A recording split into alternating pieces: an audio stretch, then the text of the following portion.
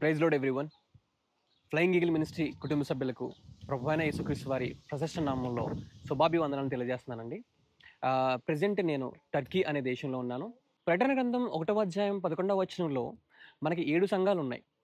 Started from Ephesus, Smyrna, Pergamum, Thyatira, Sardis, Philadelphia and Laodicea. Present మీరు నా back side చూస్తున్నది ఎఫెసీ సంఘం అండి. ఈ ఎఫెసీ సంఘాన్ని క్రీస్తు శకం 53లో అపోస్తలుడైన పౌలు గారు తన 2వ మిషనరీ యాత్రలో స్థాపించి ఇంచుమించు 3 సంవత్సరాలు ఇక్కడ సువార్త చేశారండి. ప్రకటన గ్రంథంలో ఉన్న ఈ 7 సంఘాల కోసం మా డాడీ పాస్టర్ శామ్యూల్ గారు అనేక సార్లు చర్చిలో బోధించేటప్పుడు ఇవన్నీ రియల్గా చూస్తే బాగుండు కదా అని అనుకునేవానండి. అయితే మన దేవుని యొక్క మహాకృపానుగ్రహాన్ని బట్టి ఎంఎస్ చేయడానికి యూకే వచ్చిన తర్వాత హాలిడేస్లో అపోస్తలుడైన పౌలు గారి యొక్క చరిత్ర చదువుతున్నప్పుడు ఆ ఆసక్తి మరింత పెరిగి ఆయన ప్రయాణం చేసిన అనేక ప్రదేశాలు, అదేవిధంగా ఈ 7 సంఘాలని కూడా సందర్శించడానికి పాసిబుల్ అయిందండి. ఈ ప్రదేశాలన్నీ మన సంఘస్థులు కూడా చూపిస్తే బాగుంటుందని డాడీ చెప్పడంతో రికార్డ్ చేస్తున్నాను. అయితే నా ప్రయాణం మొదటిగా లండన్ నుండి ప్యారిస్కి, ప్యారిస్ నుండి జర్మనీకి, జర్మనీ నుండి రోమ్ ఇటలీకి, తర్వాత గ్రీస్ కంట్రీ మీదుగా టర్కీ చేరుకున్నానండి. ఆ కంట్రీ వ్లాగ్స్ అన్నీ చేయలేదు, కానీ కేవలం టర్కీ దేశంలో ఉన్న మన బైబిలికల్ ప్లేసెస్ అన్నీ మనకు చూపించాలని నిర్ణయించుకున్నాను. ఈ టర్కీ దేశంలో మొత్తం 7 రోజులు గడిపానండి. మొదటి రోజు ఎఫెసీ సంఘము, ఎఫెసీ నుండి స్మిర్నా సంఘము, స్మిర్నా నుండి పెర్గమ సంఘము, పెర్గమ నుండి తుయతైరా సంఘము, తుయతైరా సంఘము నుండి సార్దీస్ సంఘము, సార్దీస్ నుండి ఫిలదెల్ఫియా సంఘానికి అండ్ చివరిగా ఫిలదెల్ఫియా నుండి లవోదికియా సంఘానికి చేరుకున్నాను. ఈ 7 సంఘాలతో పాటు ఈ దేశంలోనే ఉన్న కొలసీ సంఘము, గలతీల సంఘము, యోహాను గారు ఉన్న పద్మాసు దేవి, అదేవిధంగా ఎఫెసులో ఉన్న యోహాను గారు సమాధి, ప్రభువైన యేసుక్రీస్తు వారి తల్లి అయిన మరియ ఇల్లు అండ్ సమాధి, ఇంకా అనేక ప్రదేశాలకు వెళ్ళానండి. ముందుగా ఈ టర్కీ దేశం కోసం కొన్ని విషయాలను తెలుసుకుందాం. దాని తర్వాత ఒక్కొక్కటిగా ఈ 7 సంఘాలు ప్రజెంట్ ఎక్కడ ఉన్నాయో, ఎలా ఉన్నాయో, బైబిల్లో వీటి యొక్క స్థితి ఎలా ఉందో తెలుసుకుందాం. నేను వెళ్ళబోయే ఈ ప్రదేశాలన్నీ కూడా ఇజ్మీర్ ప్రొవిన్స్లో ఉన్నాయండి.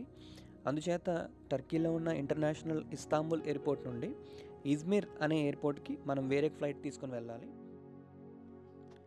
ఇంకా లోకల్ ట్రాన్స్పోర్టేషన్ విషయానికి వస్తే ట్రైన్స్, బస్సెస్ ఉంటాయి.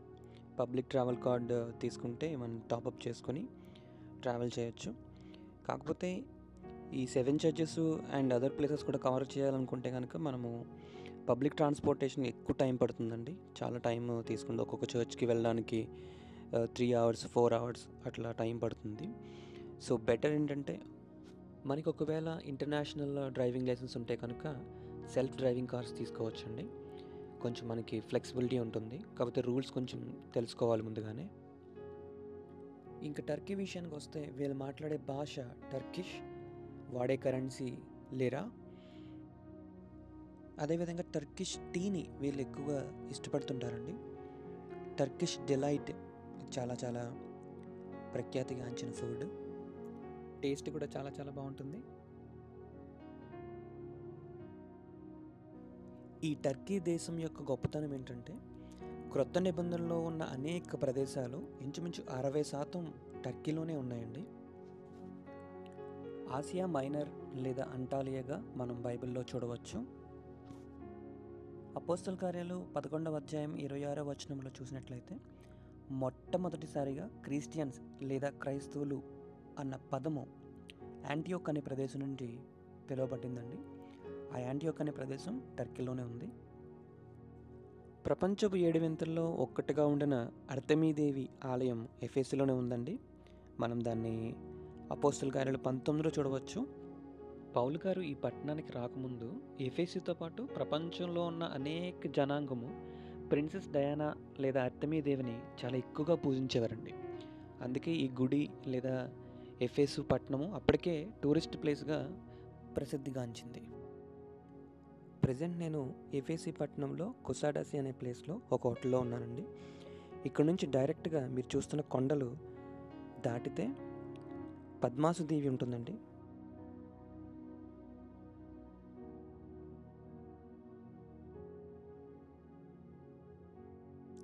ఈ ప్లేస్ నుండి మనం అరగంటలో గ్రీసు దేశం కూడా చేరుకోవచ్చండి. కాకపోతే మనకి వీసా ఖచ్చితంగా కావాలి. ఇంక మొదటి రోజు ఎర్లీ మార్నింగ్ ఫ్రెష్ అప్ అయిపోయి ఫస్ట్ చర్చ్ ఎఫెసీ సంఘానికి స్టార్ట్ అయ్యాను. అలా ట్రావెలింగ్లో కొన్ని విషయాలు మనం మాట్లాడుకుందాం. ఒకప్పుడు ఈ ఎఫెసీ పట్టణం అంతా విగ్రహారాధన, చేతబడులు, వ్యభిచారము, పాపము చాలా ఎక్కువగా, అంటే భయంకరంగా ఉండేదన్నమాట. ఎందుకంటే ఇక్కడ ప్రజలందరూ కూడా ప్రిన్సెస్ డయానా లేదా అర్తెమీదేవిని చాలా ఎక్కువగా పూజించేవారు. వీళ్ళకి యేసుక్రీస్తు ఎవరో అసలు తెలియదు. ఈ ఎఫెసు పట్టణానికి ఆ టైంలో అపోస్తులైన పౌలు గారు తన సువార్త పరిచర్యలో భాగంగా రావడం జరిగింది. నేను ఇంత ఎర్లీ మార్నింగ్ బయలుదేరి వెళ్ళినా కూడా ఆ టైంకి అప్పటికే చాలామంది టూరిస్టులు వస్తున్నారు. ఒక విధంగా చెప్పాలంటే ఈ 7 చర్చెస్ టూరిజం కూడా ఈ కంట్రీకి ఒక మంచి ఇన్కమ్ సోర్స్ అని చెప్పుకోవచ్చు. బస్సెస్లోను, కార్స్లోను అనేక మంది జనం ఇక్కడికి వస్తూనే ఉంటారండి. అన్నట్టు మనము ఏ సంఘానికి వెళ్ళాలనుకున్నా కూడా ఖచ్చితంగా ఎంట్రీ టికెట్ కొనుక్కొని వెళ్ళాలి. కరెన్సీ వచ్చేసి టర్కిష్ లీరా లేదా యూరోస్ చెల్లుతాయి. ఈ ఎఫెసీ సంఘానికి టికెట్ వచ్చేసి 40 యూరోస్, అంటే ఇంచుమించు 3,900 చేంజ్ ఇండియన్ రూపీస్ ఉంటుంది. టికెట్ కొనుక్కొని కొంచెం సేపు నడిచిన తర్వాత మనం చూసినట్లయితే మన కళ్ళ ముందు ఒక అద్భుతమైన సంఘం కనిపిస్తుంది. ఇదే ఎఫెసీ సంఘం. అపోస్తులైన పౌలు గారి చేత కట్టించబడి దేవుని చేత ప్రశంసలు పొందుకున్న సంఘం ఇది. యేసుక్రీస్తు అంటే ఎవరో కూడా తెలియని ఈ ప్రాంతంలో అపోస్తులైన పౌలు గారి యొక్క అద్భుతమైన సువార్త వలన అనేక మంది బాప్తిసం పొంది ఇంచుమించు 25,000 మంది కూర్చుని ఆరాధించుకునే సంఘాన్ని వీళ్ళు కట్టుకున్నారండి. 25,000 మంది పట్టే స్థలం అంటే మన వైజాగ్లో ఉన్న క్రికెట్ స్టేడియం అంత ఉంటుందండి. ఇంకా ఈ చర్చ్ నుండి కొంచెం ముందుకొస్తే మనకి ఎఫెసస్ మార్కెట్ కనిపిస్తుందండి. బైబిల్లో మిలేటస్ లేదా మిలేతు అనే సముద్ర ప్రాంతం ఎఫెసీ సంఘానికి దగ్గరగా ఉండడం కారణం చేత ఇక్కడ ఎక్స్పోర్ట్స్, ఇంపోర్ట్స్ ఎక్కువగా జరిగాయి అన్నమాట. ఈ ఎఫెసు పట్టణము క్రీస్తు పూర్వమే వ్యాపారానికి, డెవలప్మెంట్కి ప్రసిద్ధిగాంచి గ్రీక్ సివిలైజేషన్కి మెయిన్ సిటీగా ఉండేది. అయితే రోమన్స్ ఈ పట్టణాన్ని 133 బిఫోర్ క్రైస్ట్లో స్వాధీనం చేసుకుని అనేక సంవత్సరాలు ఈ పట్టణాన్ని పరిపాలించారు. ఈ ఎఫెసీ పట్టణం యొక్క గొప్పతనం చెప్పాలంటే అలెగ్జాండర్ అనే చక్రవర్తి క్రీస్తు పూర్వం 330 ప్రాంతంలో 2 పట్టణాల్లో ఒక పట్టణాన్ని తనకు రాజధానిగా చేసుకుందామని ఆలోచనలో పడ్డాడు. అందులో మొదటిది ఎఫెసీ పట్టణము, రెండవది గ్రీసులో ఉన్న ఏథెన్స్ పట్టణం. ఈ 2 గొప్ప నగరాల కోసం చీటీలు వేసినప్పుడు ఆ చీటీల్లో ఏథెన్స్ రావడం చేత ఏథెన్స్ని అలెగ్జాండర్ రాజధానిగా చేసుకున్నాడు. కింగ్ ఆఫ్ మాసిడోనియాగా, ఈజిప్ట్కి ఫరోగా, కింగ్ ఆఫ్ పర్షియాగా, లార్డ్ ఆఫ్ ఆసియాగా అలెగ్జాండర్ ద గ్రేట్గా పిలువబడిన అంత గొప్ప చక్రవర్తి దృష్టిలో ఎఫెసీ పట్టణం ఉన్నదంటే అతి సామాన్యమైన విషయం కాదండి. క్రీస్తు శకం 54లో నీరో చక్రవర్తి ఈ ఎఫెసీ ప్రాంతాన్ని పరిపాలన చేశాడు. అంటే పౌలు గారు ఈ ఎఫెసీ పట్టణంలో సంఘాన్ని ప్రారంభించిన కరెక్ట్గా 1 year తర్వాత ఈ నీరో చక్రవర్తి పరిపాలన స్టార్ట్ చేశాడు. ఈ నీరో చక్రవర్తి పరిపాలనలోనే అపోస్తలులైన పౌలు గారిని చెరసాలలో బంధించడం జరిగింది. ఇన్ఫ్యాక్ట్ చెరసాలలో బంధించబడడం పౌలు గారికి కొత్త ఏం కాదండి. ఒకసారి మనం అపోస్తల కార్యాలు 21వ అధ్యాయం నుండి 28వ అధ్యాయం వరకు మనం చదివినట్లయితే పౌలు గారు యెరూషలేములో బంధించబడ్డారు. అలాగే కైసరియా వలన, కింగ్ హెరోద్ అగ్రిప్పా వలన 2 సంవత్సరాలు బందీగా ఉన్నారు. ఇప్పుడు మీరు చూస్తున్నదంతా కూడా మార్కెట్ ప్లేస్ అండి. ఈ ప్రదేశం కొండ మీద ఉండడం చేత, పట్టణానికి చాలా దూరంగా ఉండడం చేత ప్రజలు ఆదివారం ఆరాధన అయిపోయిన తర్వాత ఇక్కడే వండుకోవడం, తిరిగి వాళ్ళ వ్యాపారాలు చేసుకోవడం జరిగేది. ఈ ఎఫెసీ మార్కెట్ చాలా చాలా పెద్దదండి. ఇన్ఫ్యాక్ట్ ఈ కొండ పై వరకు కూడా ఈ మార్కెట్ ఉందన్నమాట. ఇప్పుడు మీరు చూస్తున్న ఈ పెద్ద పెద్ద గదులన్నీ కూడా సెపరేట్గా ఉండి ఒక షాపింగ్ కాంప్లెక్స్లో ఏ విధంగా అయితే స్టోర్స్ అన్నీ వరుసగా ఉంటాయో ఆ విధంగా ఈ మార్కెట్లో ఉన్నాయండి. ఈ మార్కెట్లో ఎక్కువగా వెండి విగ్రహాలు, ఖరీదైన దుస్తులు, నగలు, ఆభరణాలు, అదేవిధంగా పుస్తకాలు ఎక్కువగా వ్యాపారం జరిగాయి. మనం పరిశీలించినట్లయితే అపోస్తల కార్యాలు 19వ అధ్యాయం 23వ వచనంలో ఎఫెసులో క్రీస్తు నిమిత్తము అనేక అల్లర్లు జరిగాయని రాసి ఉంది. అయితే దీనికి కారణం దేమేత్రి అనే ఒక కంసాలండి. ఈ కంసాలి వెండితో విగ్రహాలను, వెండి గుళ్ళను తయారు చేసేవాడు. వాటిని ప్రజలు కొనుక్కొని అర్తిమీదేవికి అర్పించేవారు. అయితే పౌలు గారు వచ్చిన తర్వాత క్రీస్తు విషయమైన సువార్త వలన ప్రజలు మారి విగ్రహాలు కొనడం మానేయడంతో ఈ కంసాలి దేమేత్రి యొక్క ఆదాయం పూర్తిగా తగ్గిపోయింది. ఎప్పుడైతే ఇతని రాబడి తగ్గిపోయిందో పౌలు గారి మీద కక్షతో తన ప్రజలందరినీ కూర్చుకుని ఎఫెసస్లో కలహాలు, అల్లర్లు సృష్టించాడు. అయితే ఎఫెసు సంఘము సహనం విషయంలో అద్భుతమైన సాక్ష్యాన్ని కలిగి ఉంది. ఇప్పుడు మీరు చూస్తున్న ఈ మార్గము స్ట్రైట్గా మిలేతు అనే ప్రాంతానికి వెళ్తుంది. అపోస్తల కార్యాలు 20వ అధ్యాయం చూసినట్లయితే పౌలు గారు మిలేతు నుండి ఎఫెసునకు వర్తమానం పంపి సంఘ పెద్దలందరినీ పిలిపించారు. సంఘ పెద్దలందరికీ కూడా పౌలు గారు కొన్ని సలహాలు ఇచ్చిన తర్వాత ఈ మార్గం గుండానే సంఘ పెద్దలందరూ కూడా కన్నీళ్లు విడిచుచు ఇక మీదట పౌలు గారిని చూడబోమని తన పాస్టర్ గారైన పౌలు గారి మెడ మీద పడి ముద్దు పెట్టుకొని ఓడ వరకు సాగనంపారు. ఇంకా ఈ చర్చి పక్కనే మనకి ఎఫెసస్ మ్యూజియంని కొత్తగా నిర్మించారు. ఈ మ్యూజియంలో ఎఫెసు చరిత్ర కోసం, అర్తిమీదేవి లేదా ప్రిన్సెస్ డయానా కోసం, ఇక్కడ పరిపాలన చేసిన గ్రీకు, రోమ్ చక్రవర్తుల కోసం కళ్ళ ముందు జరిగినట్టుగా చూపించారు. బైబిల్లో ఉన్న చాలామంది వ్యక్తులు, అపోస్తులు ఈ దేశంలో అద్భుతమైన సువార్త చేశారండి. యాక్చువల్గా చెప్పాలంటే పౌలు గారు పుట్టింది ఈ దేశంలోనే, టర్సాస్ సెల్సియా అనే ప్రదేశంలో ఆయన పుట్టారు. అందుచేత ఈ ప్రదేశాలన్నీ ఆయనకి చాలా పరిచయం. ఈ దేశంలో పౌలు గారితో పాటు ఆయన శిష్యుడైన తిమోతి ఉన్నారు, పేతురు ఉన్నారు, లూకా, అదేవిధంగా నోవాహు, తర్వాత యోహాను, అదేవిధంగా బర్నబాస్ ఉన్నాడు, అపోల్లో, అకుల్లా, ప్రిసిల్లా, అదేవిధంగా స్మిర్నా సంఘానికి బిషప్గా ఉన్న పాలీకార్ప్ కూడా ఇక్కడ ఉన్నాడు. ఇంకా ఎఫెసు సంఘ విషయానికి వస్తే సువార్త స్టార్ట్ చేసింది అకుల్లా, ప్రిసిల్లా, నిర్మించింది పౌలు గారు. దాని తర్వాత ఇక్కడ పౌలు గారి ప్రియ శిష్యుడైన తిమోతి ఇక్కడ సువార్త చేశారు. తిమోతి తర్వాత ఒనేసిమస్ అనే పౌలు గారి యొక్క శిష్యుడు ఇక్కడ బిషప్గా పనిచేశారు. ఈ ఒనేసిమస్ కోసం ఫిలోమనికి రాసిన పత్రికలో 1వ అధ్యాయం 12వ వచనంలో ఒనేసిమస్ నా ప్రాణము వంటివాడు అని పౌలు గారు మెన్షన్ చేశారు. ఆయన తర్వాత యోహాను గారు ఇక్కడ పరిచయం చేశారు. ఆయన చనిపోయింది కూడా ఈ ఎఫెసు పట్టణంలోనే. ఇప్పుడు మీరు చూస్తున్నది నోవాహు ఓడ కనుగొనబడిన అరారతు పర్వతం అండి. అది కూడా ఈ టర్కీ దేశంలోనే ఉంది.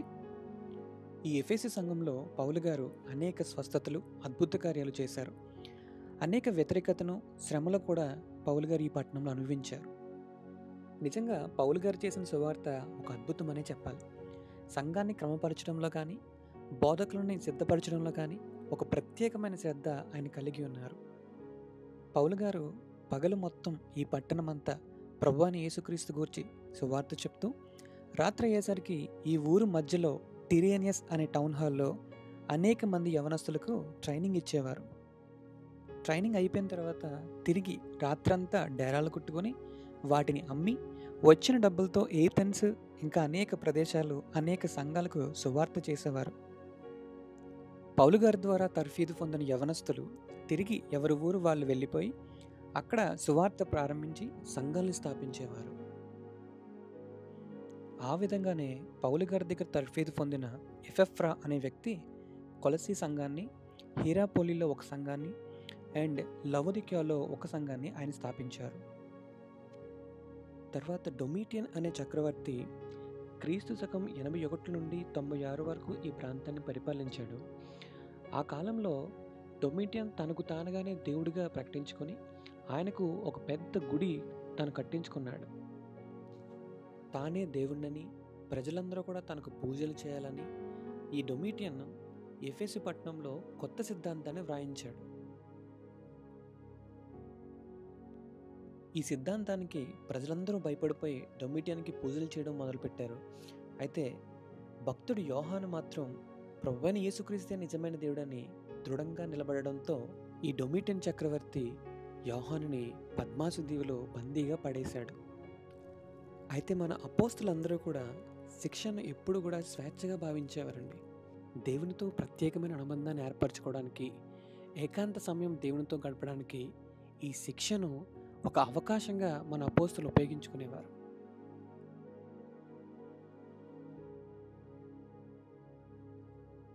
ఎఫెసస్ మ్యూజియంలోకి మనం టికెట్ కొనుక్కుని లోపలికి వెళ్ళిన తర్వాత చాలా పెద్ద 4D థియేటర్స్ ఉంటాయి. ఎఫెసు పట్టణం యొక్క పూర్తి చరిత్ర అంతా కూడా మన కళ్ళ ముందు ప్రదర్శించబడుతుంది. అప్పట్లో ప్రపంచ ప్రఖ్యాతిగాంచిన అర్తెమీదేవి లేదా ప్రిన్సెస్ డయానా గుడి ఏ విధంగా ఉండేదో ఇక్కడ మనకి చాలా క్లారిటీగా చూడొచ్చు.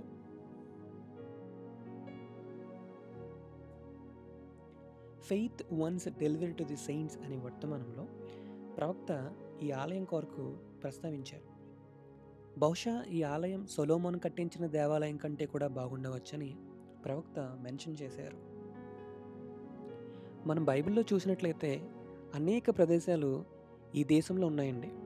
కొలసి, గలతీలు, అరారతు పర్వతం, Cappadocia, ట్రావోస్, Miletus, Asus, Myra, టర్సాస్, యాంటియోక్ of సిడియా, యాంటియోక్ of ఓరెంటస్, ఇంకా అనేక ప్రదేశాలు చాలా మనం బైబిల్లో ఉన్న ప్రదేశాలన్నీ కూడా ఈ దేశంలో మనం చూడవచ్చు. దేవుడు అపోస్తలుడైన పౌలు గారి చేత ఈ ఎఫెసు పట్టణంలో అనేక అద్భుత కార్యాలు చేయించారండి. పౌలు గారి యొక్క హ్యాండ్ కర్చీఫ్ తగిలినా, ఆయన వేసుకున్న బట్టలు తగిలినా రోగులు స్వస్థత పొందుకునేవారు. దయ్యాలు కూడా వదిలి పారిపోయేవి.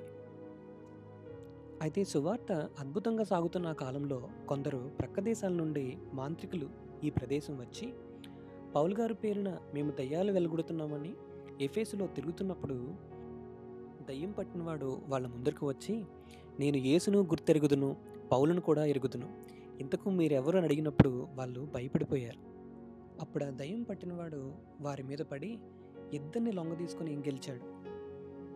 ఇంకా మిగిలిన వారందరూ కూడా దిగంబరులైపోయి అక్కడి నుంచి పారిపోయారండి. ఈ సంగతులన్నీ ఎఫెసులో ఉన్న వారికి తెలిసి వాళ్ళ యొక్క మాంత్రిక పుస్తకాలను తెచ్చి అందరి ఎదుట కాల్చేశారు. వాటి ప్రైస్ 50,000 వెండి రూకలు ఉంటుందని అపోస్తల కార్యాలు 19వ అధ్యాయంలో మనం చూడవచ్చు. అయితే పౌలు గారు చేసిన అద్భుతమైన సువార్త కోసం ఒక్క మాటలో చెప్పాలంటే అపోస్తల కార్యాలు 19వ అధ్యాయం 10వ వచనంలో యూదులేమి, గ్రీసు దేశస్థులేమి, హోల్ ఆసియాలో కాపురమున్న వారందరూ కూడా లార్డ్ జీసస్ కోసం తెలుసుకుని ఎవ్రీ ఫ్యామిలీ కూడా, ఎవ్రీ పర్సన్ కూడా అందరూ వచ్చి వాక్యం విన్నారండి. అంత అద్భుతంగా సువార్త చేయబడిన ఈ దేశంలో 2022 నాటికి 99% ముస్లిమ్సే ఉన్నారండి. బహుశా ఇప్పుడు ఇంకా పెరిగి ఉండొచ్చు. ఓకే, ఇప్పటి వరకు చాలా విషయాలు మనం మాట్లాడుకున్నాం. అయితే ఇప్పుడు దేవుడు యోహాను చేత ఈ ఎఫెసు పట్టణానికి ఏమేమి వ్రాయించారో ప్రకటన గ్రంథం 2వ అధ్యాయం నుండి చదువుతాం. ముందుగా యెహోవా దేవుని ఇంట్రొడక్షన్ ఉంటుంది. ఒక్కొక్క సంఘానికి ఆయన ఒక్కొక్క విధంగా తనను తాను సంఘానికి పరిచయం చేసుకున్నారు. వాక్యం చదివినట్లయితే ఎఫెసులో ఉన్న సంఘపు దూతకు ఇలాగు వ్రాయము, 7 నక్షత్రములు తన కుడి చేత పట్టుకుని 7 దీపస్తంభముల మధ్య సంచరించువాడు చెప్పు సంగతులేవనగా, నీ క్రియలను, నీ కష్టమును, నీ సహనమును నేను ఎరుగుదును.